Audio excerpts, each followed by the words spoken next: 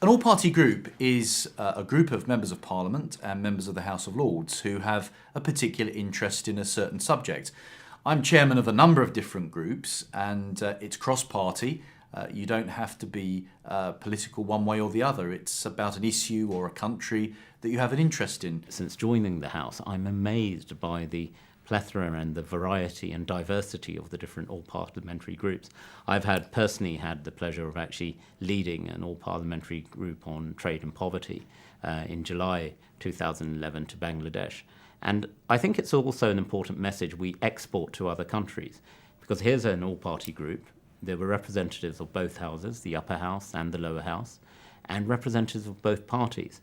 And I think it demonstrates the strength of our democracy that we have the elected chamber, the House of Commons, the appointed chamber, the House of Lords, two different parties. In this particular case, it was the Labour Party and the Conservatives, coming together on a common cause and then representing that cause internationally. And I think that defines the strength that, despite what you see sometimes on the media of the challenges and the adversarial elements of our House of Commons in particular, not so much the House of Lords, but nevertheless the opposing party view, our strength is demonstrated that when we travel abroad or there are issues, there is much that unites us on issues rather than what divides us. And I think all parliamentary party groups are demonstrable of that issue.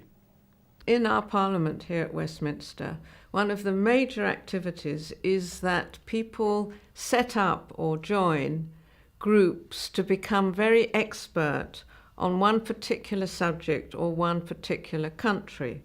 And the groups that people concentrate on one particular country are very important in making relationships with that country. People from the parliament in that country come here, people from here go there. We learn a lot about each other, and we can make sure through having that knowledge and experience that the government hears about our relations with that country, how important they are, and we can keep that on the government's agenda, that relationships with the country that we're particularly interested in should be on the government's agenda as well as on ours.